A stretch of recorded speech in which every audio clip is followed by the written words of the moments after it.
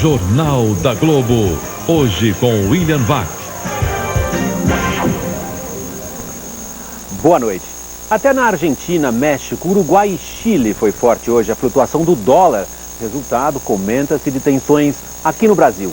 É de oportunidades que vivem os especuladores, mas raramente são eles que criam as situações. Tem gente ganhando dinheiro, achando que o governo brasileiro pode estar perdendo o rumo da política econômica.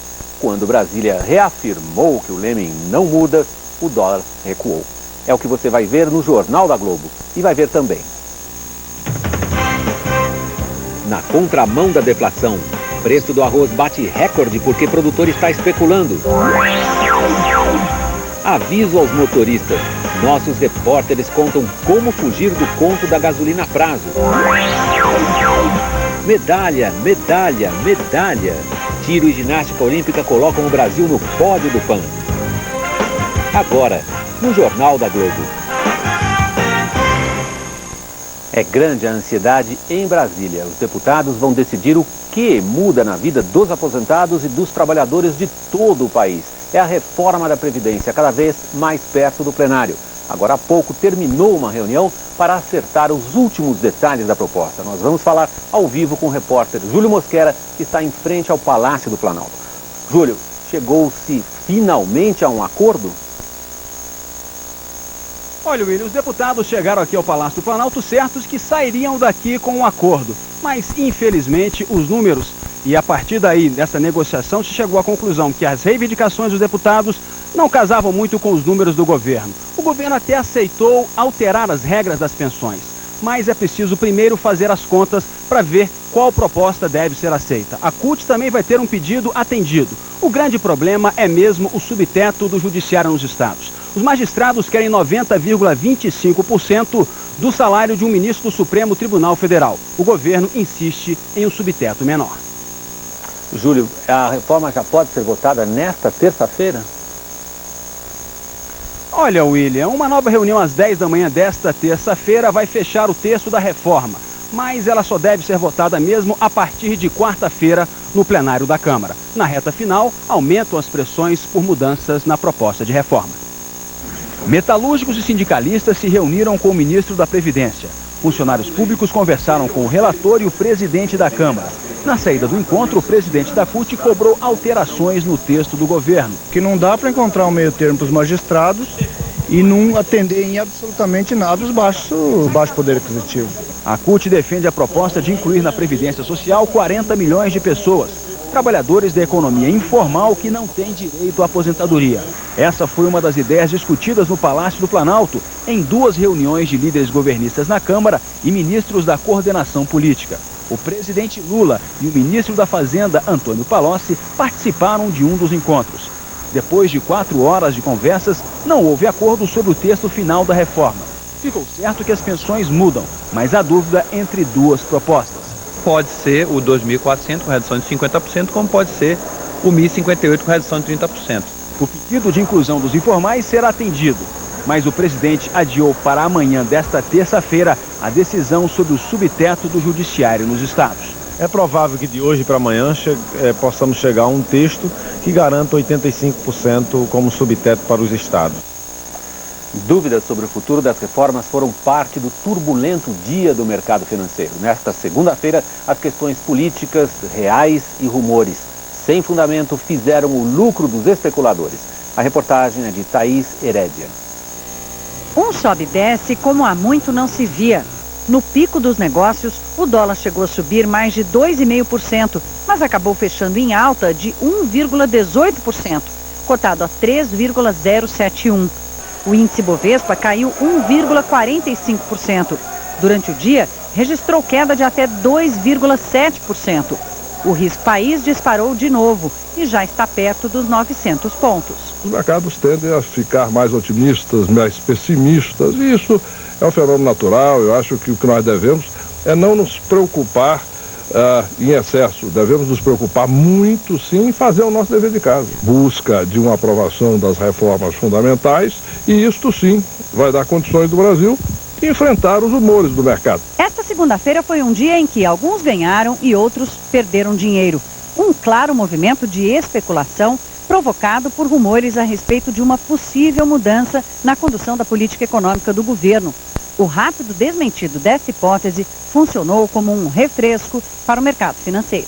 Um alívio que em muito se deve aos fundamentos da economia. O aperto nas contas públicas no primeiro semestre superou em 5 bilhões e meio de reais a meta acertada com o FMI.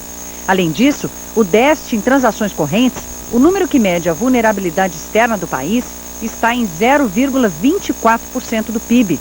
No ano passado, era de quase 4%. O que preocupa os analistas são as tensões na área política, por exemplo, no andamento das reformas. A ideia de se apressar a reforma, de votar a forma definitiva da reforma da Previdência, por exemplo, essa semana, poderia reduzir, ou pelo menos tirar de foco essa ideia de que o governo está cedendo demais nessa área fiscal. Outro ponto de dúvida levantado pelo mercado nesta segunda-feira é com relação à firmeza do governo no trato das demandas sociais e do chamado marco regulatório. A pergunta de todos é quando volta o investimento, porque só com o investimento é que tem sustentação o crescimento. E o investimento, por sua vez, depende dessas questões mais fundamentais, de regulação, confiança que os contratos vão ser cumpridos e confiança na manutenção dos direitos básicos, inclusive o direito de propriedade. Você viu aí na reportagem quais os fatores internos que estão contribuindo para esse quadro de instabilidade, mas existem também fatores externos. Os investidores começam a voltar ao mercado americano mais seguro e a fugir dos riscos nos países emergentes. Vamos a Nova York com a repórter Heloísa Vilela. Heloísa, por que é que o dinheiro está começando a secar em mercados como o brasileiro? William, os investidores mais sofisticados que aplicam no mercado internacional estão de olho nos sinais de recuperação da economia americana e na expectativa de juros mais atraentes. O mercado futuro já mostra que as taxas aqui vão subir. As operações de compra e venda no mercado imobiliário americano estão em compasso de espera. Elas dependem de financiamentos de longuíssimo prazo e do médio para o longo prazo, a expectativa é de alta nos juros. Os números mostram que a maior economia do mundo está se recuperando. Em junho, as encomendas à indústria subiram 1,7%, um pouco mais do que se esperava. Há também o problema do déficit público. Os gastos militares e a redução de impostos deixaram as contas do governo no vermelho. E para rolar a dívida, os títulos do Tesouro vão precisar ter juros mais atraentes. Nessas circunstâncias, os investidores estrangeiros deixam de lado o risco dos países emergentes e voltam para os seguros títulos da dívida dos Estados Unidos, os T-bonds.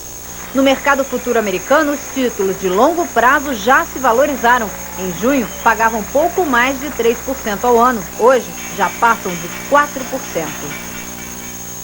E para piorar a situação do Brasil, o banco de investimentos Merrill Lynch, que vinha recomendando aos clientes que aplicassem dinheiro no Brasil, hoje rebaixou a recomendação, o que contribuiu para o aumento do risco país. William. Obrigado, Luísa. Se você costuma usar cartão de crédito ou cheque pré-datado para pagar o combustível do seu carro, abra o olho. O repórter Edenilson Perim identificou em Belo Horizonte um exemplo de má-fé que pode atingir motoristas de todo o Brasil. O motorista chega ao posto. Bastante a prazo, hein? Qual bomba? O frentista indica a bomba, enfatiza o prazo. Há 45 dias. 45? Chega a pedir um cheque em branco para consultar o SPC antes de abastecer. E nada de falar sobre o preço do combustível. A faixa mostra que o litro da gasolina custa R$ 1,72. De onde está parado, o motorista não vê o painel, atrás de outra bomba com o preço a prazo, R$ 1,99. Os postos colocam num local bem visível o preço do combustível para pagamento à vista. A tabela da venda a prazo é mais difícil de ser localizada. Neste posto fica lá no fundo. A diferença no preço da gasolina é de 70 centavos por litro, ou 40% a mais no cheque pré-datado. Neste outro posto, a diferença chega a 55%. Nós temos que embutir no preço a prazo o prejuízo das inadimplências que está no mercado. E infelizmente está muito grande. Não é certo, com certeza não é certo.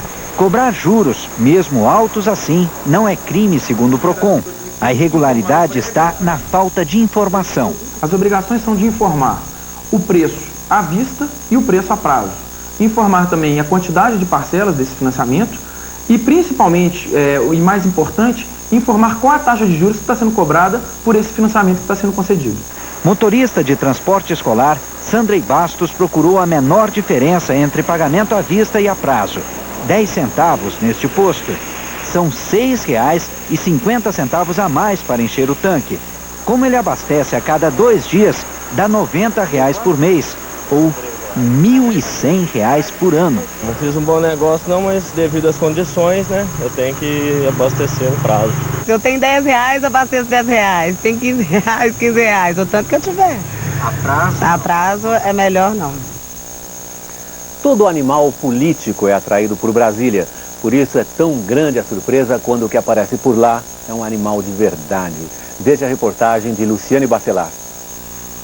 Olhando assim, parecia um belo gatinho, mas encarar uma onça parda deste tamanho, numa árvore do quintal de casa, não é para qualquer um. Nossa, eu tremia, que eu não parava, as pernas batiam uma na outra, tanto eu estava tremendo. Lá de cima, o bicho observava atentamente a movimentação. Impassível, viu uma multidão se reunir no jardim. Veterinários, tratadores, biólogos e curiosos. De onde a onça veio, ninguém sabe, mas perto de Brasília existem áreas onde ainda podem ser encontrados esses felinos. A devastação dessas áreas e as queimadas podem ter assustado a onça, que teria então procurado refúgio na cidade. Uma visita estranha que surpreendeu até a polícia, que demorou para acreditar. Levou 2 horas para prestar socorro. Ninguém acreditava, pensava que era trote. Não é normal, né, nas atividades aí, deparar com um animal desse porte, né, em residência particular. Os veterinários prepararam dardos com tranquilizante, aplicado com a ajuda de uma espingarda. Mesmo depois de atingido e sedado, o animal continuou lá em cima. Teve de ser empurrado, cutucado. Resistiu, mas acabou caindo na rede. Capturado, foi levado para o zoológico. Eu não moro aqui, moro no Tocantins. Vim para passear e moro na cidade, um lugar onde tem muita onça. Eu nunca vi uma onça por lá e vim ver uma onça aqui em Brasília. Pode? A seguir, prefeituras fecham as portas em protesto contra a falta de dinheiro. E especulação no campo faz o arroz bater recorde de aumento de preço.